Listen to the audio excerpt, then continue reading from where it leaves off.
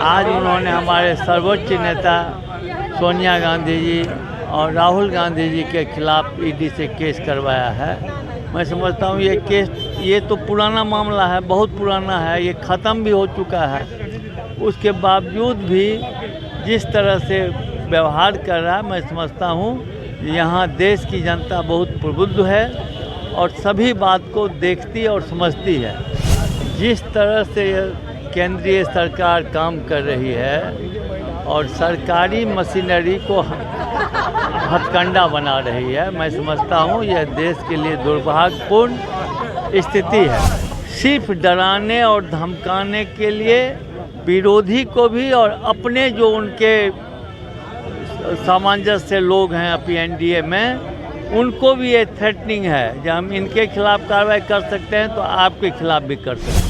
बिहार का इलेक्शन है, इसीलिए कांग्रेस के हमारे शीर्ष नेतृत्व को परेशान किया जा रहा है। इससे कोई फर्क नहीं पड़ने वाला है और इसका हम सब डट के मुकाबला करेंगे। पूरे देश के अंदर कांग्रेस के लोग मुस्तैदी के साथ भाजपा के एक कुरीतियों और जन विरोधी नीतियों के, कांग्रेस विरोधी नीतियों के खिलाफ प्रदर्शन कर रहे हैं। सोनिया गांधी और राहुल गांधी पर ईडी के कार्रवाई के बाद कांग्रेस कार्यकर्ता काफ़ी आक्रोशित दिखाई दे रहे हैं। इनकम टैक्स चौराहा पर विरोध प्रदर्शन करते हुए नजर आ रहे हैं। देखिए क्या कुछ मुद्दे होंगे, इस पर सीधे तौर पे बात करने के लिए हमारे साथ मदन मोहन झा हैं और कांग्रेस विधायक प्रतिमा दास सीधे तौर पे जानने का प्रयास करेंगे। एक तरफ जहां ईडी की कार्रवाई और दूसरी तरफ महागठबंधन की जो बैठक हुई थी, सीएम चेहरा को लेकर भी सीधे तौर पे बातचीत करेंगे। सुनिए क्या कुछ कह रही है प्रतिभा दास और मदन मोहन झा। सर, ईडी मामले पे आज आप लोग विरोध प्रदर्शन कर रहे हैं प्रधानमंत्री का, क्या कुछ वजह है? जिस तरह से केंद्रीय सरकार काम कर रही है और सरकारी मशीनरी को हथकंडा बना रही है, मैं समझता हूँ यह देश के लिए दुर्भाग्यपूर्ण स्थिति है।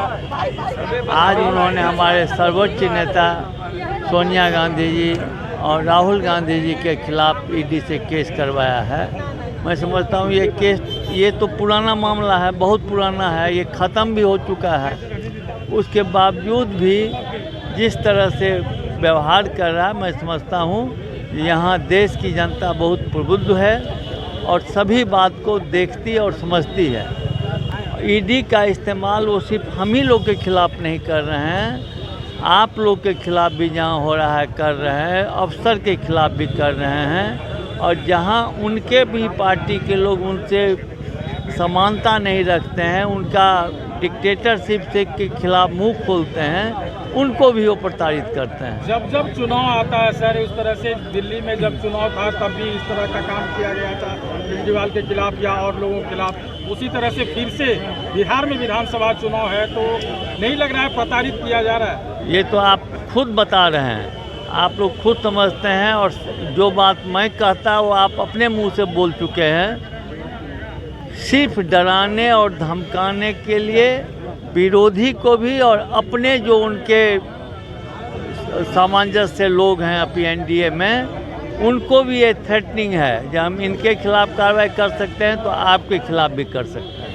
सर, एक सवाल है सर, अभी 2 दिन पहले दिल्ली में कांग्रेस और आरजेडी की बैठक हुई, अब एक बैठक कल होनी है। क्या ऐसे में क्या लग रहा है बैठक में कुछ सीएम का चेहरा पे कुछ मोहर लग पाएगी? ये तो फर्स्ट मीटिंग हुआ है और पहला अभी चुनाव में टाइम है और मैं समझता हूँ जो आप जिस बात में जिज्ञासा प्रकट कर रहे हैं वो भी सब आपको मालूम हो जाएगा, लेकिन वो तो प्रॉपर टाइम पर न होगा। जब प्रॉपर टाइम आएगा तो आप लोग को सब जानकारी मिल जाएगी। अब तक कहा जा रहा था कि तेजस्वी यादव ही मुख्यमंत्री के चेहरा होंगे, तो क्या आप लोग सहमति देंगे उस पर? हम लोग कहाँ से समय, हम लोग आला कमान हमारी इस पर सहमति देती है और वो भी जब सभी दल के लोग बैठेंगे तो आला कमान उस पर निर्णय ले लेगी। बीजेपी अभी कह रही है कि जब कानून अपना काम कर रहा है, ईडी अपना काम कर रहा है, तो वो लोग बौखलाए हुए हैं, कांग्रेस के लोग। काम तो कर रहा है कांग्रेस, तो क्यों डरते क्यों? आज ही मैंने ट्वीट किया है, 10 आपको दिखाएं तो कम से कम 10 आदमी के खिलाफ जो केस चालू हुआ और जब वो बीजेपी में शामिल हो गए तो केस ख़त्म हो गया।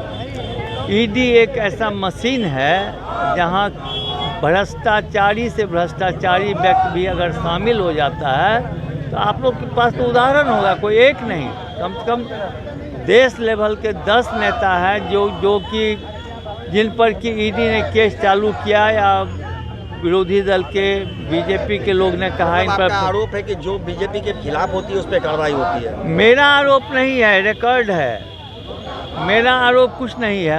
हम कैसे ईडी के खिलाफ बोलेंगे, लेकिन जो लोग ईडी के दायरे में थे और भाजपा के निशाने पर थे, जिस दिन से वो ज्वाइन कर लिए उस दिन से फ्रेश हो गए, उनका सारा पाप धुल जाता है। जिस तरीके से मोदी सरकार और डबल इंजन की सरकार जब वो फेल होते हुए नज़र आती है, तो गैर सरकारी संस्थानों को वो गलत इस्तेमाल करके विपक्ष को डराती है। जैसा कि आपको पता होगा, झारखंड के इलेक्शन के टाइम में वहाँ के विपक्षी दलों को किस तरीके से परेशान किया गया।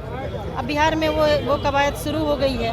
बिहार का इलेक्शन है, इसीलिए कांग्रेस के हमारे शीर्ष नेतृत्व को परेशान किया जा रहा है। इससे कोई फ़र्क नहीं पड़ने वाला है और इसका हम सब डट के मुकाबला करेंगे। पूरे देश के अंदर कांग्रेस के लोग मुस्तैदी के साथ भाजपा के एक कुरीतियों और जन विरोधी नीतियों के, कांग्रेस विरोधी नीतियों के खिलाफ प्रदर्शन करेंगे। आरजेडी और कांग्रेस की बैठक हुई दिल्ली पर, सहमति बन पाएगी तेजस्वी को लेकर? अभी बीजेपी में पूछिए ना कि कौन सा सीएम है, पूछा है आपने? पहले पूछिए उधर, हमारे यहाँ तय है सब। कौन होंगे ये आपको क्यों बताया जाए? आपको क्यों बताया जाए? समय आएगा आपको जानकारी देंगे। मतलब ये है कि तेजस्वी पहले खुद को सीएम के फेस बता रहे थे, लेकिन अब वो भी बैक हो चुके हैं। ऐसा नहीं है। अभी गठबंधन की बैठक कल भी हुई है, फिर होगी, उसका तय सब चीज़ हो चुकी है। आपको बता दिया जाएगा, शीर्ष नेतृत्व हमारे बता देंगे। क्या तेजस्वी को आप लोग मानने को तैयार होंगे? धन्यवाद धन्यवाद धन्यवाद। आपने दोनों को सुना, साफ तौर पे कहते नजर आ रहे हैं, जब जब चुनाव नजदीक आता है भाजपा के द्वारा ईडी सक्रिय हो जाता है, इस तरीके के कार्रवाई देखने को मिलते हैं। तो भाजपा जब सीधे तौर पे नहीं जीत पाती है तो ईडी के कार्रवाई के जरिए कांग्रेस को डराना चाहती है। वहीं जब उनसे सवाल किया गया कि मुख्यमंत्री नीतीश कुमार के चेहरा मुख्यमंत्री तौर पर देखा जा रहा है एनडीए की ओर से, लेकिन महागठबंधन की ओर से कौन होंगे, इस पर चुप्पी साधते हुए नजर आ रहे हैं। कार्य बैठक में सब क्लियर हो जाएगा, जिस समय पता चलेगा उस समय बता दिया जाएगा। क्या कुछ कह रहे थे प्रतिमा दास और मदन मोहन झा, क्या कह रहे थे आपने सुना इस वीडियो में। इस वीडियो के माध्यम से अपनी प्रतिक्रिया जरूर दें और ऐसे ही खबरों से रूबरू होने के लिए देखते रहिए आगाज पर।